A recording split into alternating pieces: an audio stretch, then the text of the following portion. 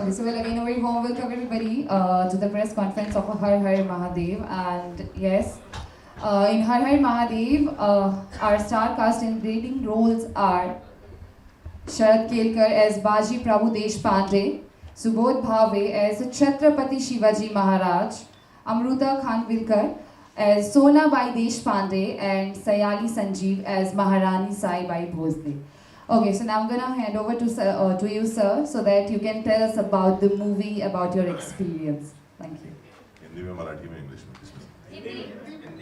सबसे पहले आप लोगों को बहुत बहुत थैंक यू और अगेन माफ़ी चाहता हूँ कि मैं थोड़ा सा लेट हो गया, थक गया है आदमी बट बहुत अजीब सा लग रहा है। पहले तो बताऊँगा मुझे कि मैं कई बार दिल्ली आया हूँ, कई बार ऐसे आप लोगों से मिला हूँ, कोई ना कोई हमेशा बाजू में होता था जो जिसको हम सपोर्ट कर रहे होते थे। आज अकेला बैठा हूँ, बहुत अजीब लग रहा है, बट एक अलग फीलिंग है और उस आप लोग हैं सब लोग तो शायद बयान भी कर सकता हूँ। एक हमारे लिए बहुत ही इम्पोर्टेंट फिल्म है ये, स्पेशली आज के टाइम पे। हम सब जो नॉर्थ में रहते हैं, मैं भी नॉर्थ में पला बड़ा हूँ, ग्वालियर से हूँ, छत्तीसगढ़ की पैदाइश है मेरी। और कहीं ना कहीं हमारी टेक्स्ट बुक में ना जब आप हिस्ट्री की बात करते हैं तो एक चैप्टर होता है छत्रपति शिवाजी महाराज के बारे में, बस उतना ही होता है, उसके अलावा ज़्यादा किसी ने पढ़ा नहीं है। जो अध्ययन करता है शायद उसने किया, अदरवाइज नॉर्मल स्टूडेंट्स के लिए तो ज़्यादा होता नहीं है। अलग अलग वीरों की अलग अलग कहानियाँ होती हैं। मैं जब मुंबई पहुँचा 20 साल पहले, फिर समझना शुरू किया यार यहाँ महाराष्ट्र में सब छत्रपति शिवाजी महाराज को भगवान क्यों मानते हैं, या उनके लिए भगवान जैसे क्यों है। उनकी कहानियाँ पढ़ना शुरू की, उनके बारे में जानना शुरू किया। समझना बहुत मुश्किल है उनको, लेकिन इतना कहना चाहूँगा कि एक आदमी का विचार उनके जाने के कई सौ सालों तक भी लोगों को प्रोत्साहित करता रहा स्वराज्य के लिए। सोचिए कितनी बड़ी बात होगी कि एक 50 साल के जीवन काल में उन्होंने वो किया जो आज तक हम सबको इंस्पायर कर रहा है स्वराज्य के लिए। तो बहुत अथाह है वो इतिहास, जिसको ना सिर्फ महाराष्ट्र में बल्कि पूरे देश भर में बताना जताना बहुत ज़रूरी था। तो एक कोशिश की है हर हर महादेव के माध्यम से, और हर हर महादेव एक ऐसा नारा है, ऐसा स्लोगन है जो शायद पूरे हिंदुस्तान में बड़े जोश के साथ बोला जाता है। सही है ना? ऐसे कोई नहीं हो जिन्हें हर हर महादेव नहीं पता हो या ये क्या है। तो कहीं ना कहीं उसका सबके अंदर एक भावना वो है हर हर महादेव की। जहाँ भी आप जोश दिखाना चाहते हैं वहाँ हर हर महादेव बोलते हैं। मराठा रेजिमेंट का स्लोगन है हर हर महादेव। तो कहीं ना कहीं छत्रपति शिवाजी महाराज की एक सोच है जो लोगों के अंदर जोश जगाती है स्वराज्य के लिए, उसकी कहानी है हर हर महादेव। उनके कई सारे सेनापति रहे, कई सारे साथीदार रहे, उनमें से एक थे बाजी प्रभु देशपांडे जी। उनकी हमने कहानी चुनी है क्योंकि उसके अंदर बहुत सारे लेयर्स हैं, बहुत सारी बातें हैं जो लोगों को नहीं पता है, और वो इतिहास है जो लोगों को जानना बहुत ज़रूरी है। ये उस समय की बात है जब छत्रपति शिवाजी महाराज महाराज भी नहीं बने थे और छत्रपति भी नहीं थे। वो शिवाजी शाहजी भोसले थे। एक सोच थे जो 350 सालों से गुलामी की जंजीरों में बंधे लोगों को जगाना चाहते थे स्वराज्य के लिए।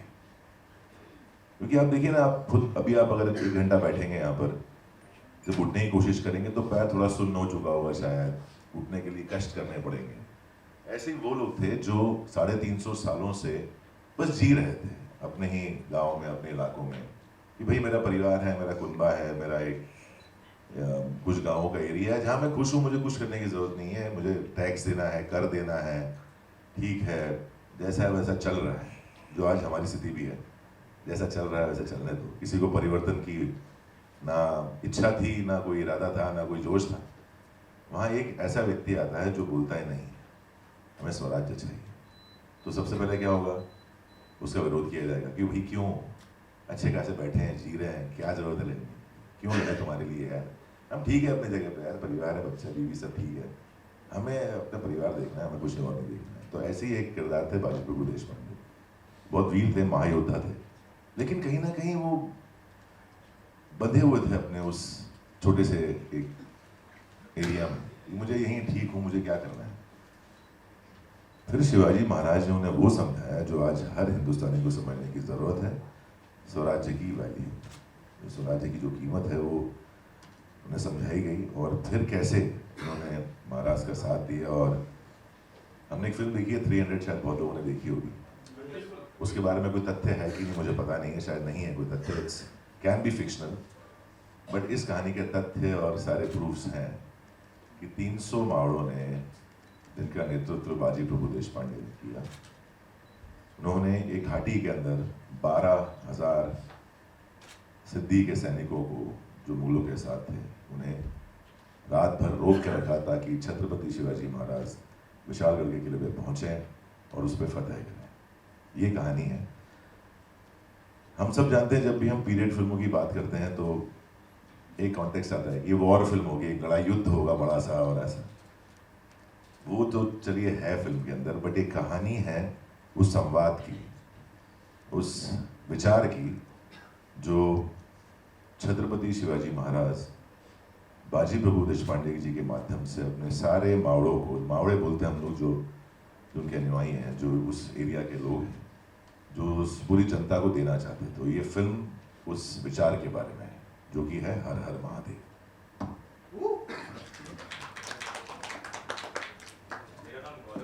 हाय गौरव, मुझे पता नहीं क्यों माइक दिया है, मुझे लगता नहीं उम्मीद जरूरत है। मेरा नाम गौरव है, मैं यूट्यूब पोस्ट से हूँ। और सबसे पहले तो नमस्कार है इन दोनों ही चरित्रों को जिन्होंने हमारे देश के लिए इतना कुछ किया। मैं आपसे जानना चाहूँगा, मेरा जो प्रश्न है वो ये है कि जो आप किरदार कर रहे हैं ऐसे महान सेनानी का, और जो छत्रपति शिवाजी महाराज हैं, आपकी फिल्म के माध्यम से इन दोनों किरदार से हमारे जो दर्शक नहीं जानते हैं उन्हें क्या सीखने को मिलेगा। और दूसरा सवाल है कि ये जो पहाड़ दिख रहे हैं, ये जो दर्रे हैं विशाल, उनके बीच में जो शूटिंग किया है उसमें कितनी कठिनाइयाँ, कितनी परेशानियों का आपको सामना करना पड़ा, या फिल्म को करते वक्त क्या परेशानी? मैं पहला सवाल का जवाब देता हूँ जी। मैंने जैसे ही कहा, सबने पढ़ा है, सब जानते हैं छत्रपति शिवाजी महाराज को, लेकिन आज भी हिंदुस्तान में अधिकांश लोग कई बार सिर्फ शिवाजी बोलते हैं, कोई छत्रपति शिवाजी महाराज पूरा नाम लेता नहीं है, क्योंकि वो जानते नहीं उनके बारे में, वो कौन थे, उन्होंने क्या किया इस देश के लिए। कई सारे आपने देखोगे इंस्टाग्राम्स पे ऐसे पेजेस आते हैं जहाँ हिंदुस्तान के नक्शे में हर तरफ ग्रीन होता है और फिर शिवाजी महाराज का एक विजुअल आता है और वो पूरा ग्रीन एक भगवे में तब्दील हो जाता है धीरे-धीरे। तो कहीं ना कहीं उस सोच का परिणाम है जो उन्होंने लोगों के अंदर जगाई, जो दबे हुए थे, अपने ही जिंदगी में जूझ रहे थे, कुछ उद्देश्य नहीं था जिंदगी में कि क्या करना है या कुछ ऐसा कुछ करना है जिंदगी में। वो सिर्फ एक व्यक्ति का विचार था कि नहीं, मुझे इस परिस्थिति से आज़ादी चाहिए, मुझे स्वराज्य चाहिए। उनका विचार शायद किसी को नहीं बताऊंगी कुछ, स्पेशली जो हमारी जनरेशन है, हमारे बाद वाली जो जनरेशन आने वाली है, उन्हें तो शायद बिल्कुल भी नहीं पता होगा कि उन्हें शायद जो सिवा और BTS पता होंगे, लेकिन या विदेशी कोई ऐसा इतिहास होगा, पर्शियन या फ्रेंच या ऐसा कुछ इतिहास शायद ज़्यादा पता होगा बनिस्बत कि उन्हें हिंदुस्तानी इतिहास पता होना चाहिए। तो ये हमारा कर्तव्य है कि हम उन्हें उसके बारे में बताएं और सही तरीके से बताएं। तानाजी एक फिल्म थी जो सबने देखी, सबको बहुत पसंद आई। पसंद कई वजह से आई, कितने लोगों ने अपने बच्चों को ये सही वजह बताई है वो मुझे नहीं पता। हमने कोशिश की थी कि हम सही वजह बताएं कि महाराज के विचार क्या थे। आपने अगर देखी होगी फिल्म तो उसमें कई जगह उनके डायलॉग्स हैं, उन्हें समझने की कोशिश की जाए तो समझ में आएगा कि उनके विचार क्या है। कि राजा के लिए सैनिक मरते ही हैं, लेकिन एक छोटे से सैनिक के लिए मरने वाला राजा ये पहली बार देखा किसी ने। वो एकमेव राजा है पूरी दुनिया में जो ऐसा था। नॉर्मली राजा हमेशा अपने सिपाहियों को आगे कर देते, महाराज एक ऐसे राजा थे जो अपने एक सिपाही के लिए आधी रोटी खाकर वो 6 महीने रहे एक पहाड़ के ऊपर, एक किले के ऊपर, रोज तत्कोर कहते हैं हमारे, मतलब चौथाई रोटी खाकर वो इतने उन्होंने समय काटा ताकि उनके सैनिकों को खाना मिल सके। उस दर्रे के बाहर भी वो रुकने को तैयार थे, ये कहकर कि नहीं, अगर उनको शिवाजी चाहिए तो शिवाजी मिलेगा, आप लोग जाइए। इस तरह का राजा कभी किसी ने देखा नहीं, ना कभी हुआ है, ना कभी होगा। और ये इतिहास हमारे फ्यूचर जनरेशन को बताना बहुत ज़्यादा ज़रूरी है।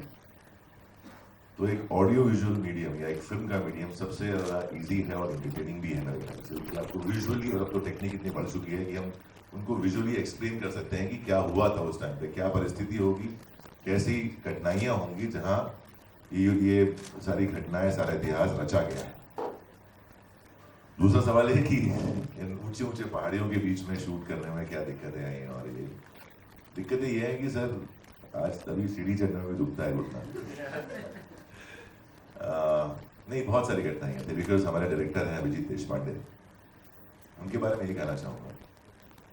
उन्होंने इससे पहले एक फिल्म की थी रानी काशीनाथ घाणेकर, एक बहुत बड़े मराठी एक्टर थे, उनकी बायोपिक थी जो सुबोध भावे जी ने की थी।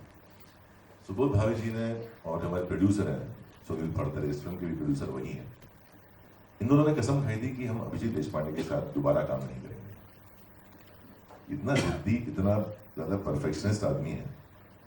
कई बार आप इरिटेट हो जाते हो कि यार क्या करवा रहे हो यार, मतलब ये कोई जगह शूट करने की, मतलब यहाँ आदमी, मतलब चिड़िया नहीं पहुँच पा रही है, तुम मुझे बोल रहे हो चल के वहाँ चढ़ेंगे ऊपर और शूट करेंगे। तो ऐसा वो एक आदमी है जो बहुत जिद्दी है, उसकी पढ़ाई बहुत ज़्यादा है। 9 साल से वो इस फिल्म पर रिसर्च कर रहा है, जो आपको फिल्म में दिखेगी, ये मेरा वादा है आपसे। तो एक ऐसे आदमी के साथ काम करना जो दिन रात नहीं सोचता है, वो पाताल आसमान नहीं सोचता है, कितना कठिन रहा होगा हमारे लिए, और वो कितना अच्छा है, इसका उल्लेख ये है कि वो जो दोनों थे, जो प्रोड्यूसर सुनील फड़तरे और सुबोध भावे, वो दोनों इस फिल्म का हिस्सा है। वही प्रोड्यूसर है और वही सुबोध भावे इस फिल्म में भी है। क्योंकि जब आप एंड रिजल्ट देखते हैं तो जितनी कठिनाइयाँ, जितने कष्ट, जितने लड़ाई झगड़े हुए होंगे, वो सब एक तरफ होते हैं और एक अच्छी फिल्म एक तरफ होती है। तो हर कलाकार की भूख वही होती है जो एक डायरेक्टर उसके अंदर से निकाल पाए अच्छा काम। कष्ट ये है कि अभी भी जाता हूँ फिजियोथेरेपी के लिए 1.5 साल बाद भी, अभी भी जाना ड्यू है, बहुत सारे इंजरीज हैं, बहुत सारी घटनाएं हैं, और तभी वो ऑथेंटिक दिखता है। अगर आप चाहे वो घुड़सवारी के शॉट्स देखें, चाहे वो आप एक किले के ऊपर लड़ाई का सीन देखें, तो जब फिल्म देखेंगे आप, एक चीज कहना चाहूंगा इस फिल्म के बारे में। लोग नॉर्मली मराठी सिनेमा को, चूंकि है लिमिटेशंस भी हैं, मैं नहीं मानता हूँ कि नहीं है, कंटेंट सबने बोला है आज तक कि बहुत अच्छा होता है, कहानियां बहुत अच्छी होती हैं, एक्टर्स बहुत अच्छे हैं, तो कहाँ कम पड़ते हैं। वो है हमारा स्केल, हमारा ग्रैंड्योर, हमारा एक विजुअल जो हमेशा लोगों को थोड़ा सा निराश करता रहा है, मैं मानता हूँ इस चीज। जब ये फिल्म मेरे पास आई थी, बिकॉज 2020 में तानाजी द वॉरियर आई थी और मैंने उसमें छत्रपति शिवाजी महाराज का रोल किया था। लोगों ने बहुत अप्रिशिएट किया, बहुत माना, कई जगह पोस्टर लगाए जाते थे, और एक एक्सेप्टेंस होती है किसी कलाकार के लिए कि हाँ, इस भूमिका में ये बहुत अच्छे लग रहे हैं, जज रहे हैं, अच्छा काम किया। उसके बाद क्या हुआ, कई सारी फिल्में लोग डिजाइन करते हैं, छोटी बड़ी, और हर कोई आदमी मेरे पास आता था और बोलता था कि हमारी फिल्म है, उसमें छत्रपति शिवाजी महाराज का सिर्फ 4 दिन का काम है, आप करेंगे कैसे? ना, किसी भी फिल्म में छत्रपति शिवाजी महाराज का काम 4 दिन का नहीं हो सकता अगर उनके समय की कहानी है।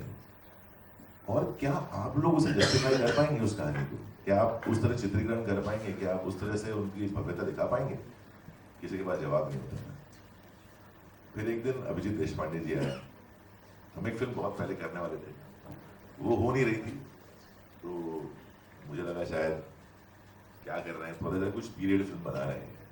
तो मेरे पास आया और चश्मा लगाते हैं, शरद, मैं एक ऐतिहासिक फिल्म बना रहा हूँ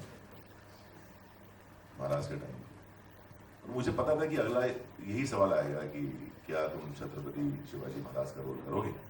मैं तैयार था कि मैं मना कर दूंगा, मैं नहीं करूँगा। उसने स्ट्रेट पूछा, मैं चाहता हूँ कि तू बाजी प्रभु देशपांडे जी की, एंड आई वाज सरप्राइज्ड कि यार, जहाँ एक कलाकार की एक पर्टिकुलर रोल के अंदर एक्सेप्टेंस हो चुकी है, लोग मान चुके हैं, लोग बहुत सारी बातें कर चुके हैं, तमाम मीम्स तो नहीं कहूँगा, लेकिन बहुत सारे इंस्टाग्राम पोस्ट थे जहाँ जब भी छत्रपति जी की बात होती थी तो मेरी फोटो या एक वो पिक्चर सामने आती थी, उसमें ये व्यक्ति, ये इंसान आता है और मुझे पूछता है कि आप बाजी प्रभु देशपांडे की भूमिका करोगे, बिकॉज मैं खिंड के ऊपर कहानी बना रहा हूँ। तो मैं बिल्कुल ऐसा था कि अरे ये तो कमाल हो गया है, ये इसका विजन बहुत ही तगड़ा है। और वहां से इस जर्नी की शुरुआत हुई और फिर जो कष्ट लिए गए हैं वो आपको रिपोर्ट भेजूंगा मैं। शरद जी प्रणाम। प्रणाम प्रणाम। मैं राबिलियन नमोकार चैनल से। वाह। मेरा आपसे सवाल है कि जैसे आपने कंट्रैक्ट फिल्म का जिक्र किया और उस फिल्म को भी लगभग 10 साल से ज्यादा हो गए हैं जी। और उसके 2 पार्ट आ चुके जी। हैं और आज भी वो फिल्म टेक्निकल इतनी वेल मेड लगती है हमें कि हमें लगता है कि इस फिल्म का कंपैरिजन हो नहीं सकता जी। और अभी इस फिल्म में जो आपका डायलॉग है, जो आप बोलते हैं कि 300 उल्टी खोपड़ी पे, और कहीं ना कहीं हम वो एक एक्सपेक्टेशन जाग जाती है हमारी कि यार चलो बॉलीवुड में या हमारी हिंदी सिनेमा जी। में कोई ऐसी फिल्म मिले, तो क्या हम अपने एक्सपेक्टेशन रख सकते हैं इस फिल्म से कि वैसा ही हमें विजुअलाइज हम कर पाएंगे जैसे 300 फिल्म में हमने देखा था? देखिए मैं आपको 2 चीजें बताता हूँ, चाहे वो 10 साल पहले हो, फिर भी हॉलीवुड फिल्म्स का बजट हमारी फिल्मों से 100 गुना होता है, समझ रहे हैं? और जो उनकी टेक्नोलॉजी है वो मच मोर एडवांस है। एवेटार कब आई थी आपको पता है? 2009। मोशन कंट्रोल आज तक इंडिया में लोग कर नहीं पा रहे हैं बिकॉज बहुत एक्सपेंसिव है, बहुत समय लगाती है और उसके लिए एक बहुत बड़ा रिसर्च चाहिए 5-6 साल का, जो करते आए हैं वहाँ के डायरेक्टर्स और ईपीज, वहाँ ईपीज होते हैं जो बड़े होते हैं, जो प्रोड्यूसर होते हैं।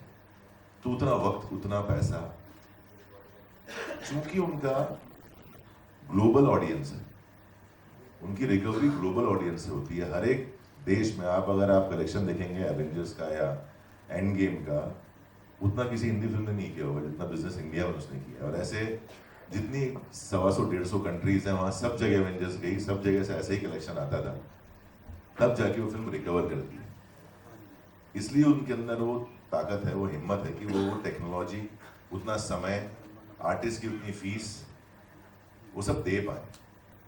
तो मैं बिल्कुल ये मानता हूं कि हमने भरपूर कोशिश की कि जितने पैसे हमारे पास थे, इसका उदाहरण दूंगा कि हमारी फिल्म में ना केवल एक्टर्स, डायरेक्टर, राइटर, इन लोगों ने, बिकॉज वो दिखने वाले हैं पर्दे पे, उनका नाम होने वाला है, इन लोगों ने शायद अपनी फीस कम की या माफ की है। मेकअप मैन से लेकर एक कॉस्ट्यूम वाले से लेकर हर एक ने अपनी फीस कम की है ताकि वो पैसे प्रोडक्शन में लग सके, क्योंकि हम एक लेवल तक ही ऊपर जा सकते थे। आप जानते हैं स्थिति कैसी है और मार्केट तो आपको पता ही है कैसा। हम एक सर्टेन लेवल तक जा सकते थे और उसमें हमको बेस्ट करना था। गोकुल हमारे वीएफएक्स इंचार्ज हैं, मुझे पता है उन्होंने कितने घंटों काम किया है। जो शायद 150 लोग 8 घंटे में करेंगे, वो 25 लोग 24 घंटे काम कर रहे थे। कोशिश हमने की है, कितनी अच्छी है कितनी बुरी है वो आप डिसाइड करेंगे, लेकिन कोशिश हमने की है कि हम इतने छोटे बजट में, मतलब ये आज अगर आप हिंदुस्तानी फिल्मों की बात करें तो उसका 5% बजट है मेरी फिल्म, 5% से, जो बड़ी ऐसी ऐतिहासिक फिल्में बनती हैं 5% भी नहीं है मेरी फिल्म का। तो अगर आप रिसेंट कुछ फिल्मों का नाम लें, मैं नाम नहीं लूंगा, तो उनके हिसाब से तो मेरा 2.5% का बजट है पिक्चर का। 2.5% के बजट में हमने ये फिल्म खड़ी की है और मैं चाहता हूं कि आप लोग इस फिल्म को सराहें, उस एफर्ट को सराहें जो हमने कोशिश की है एक छोटी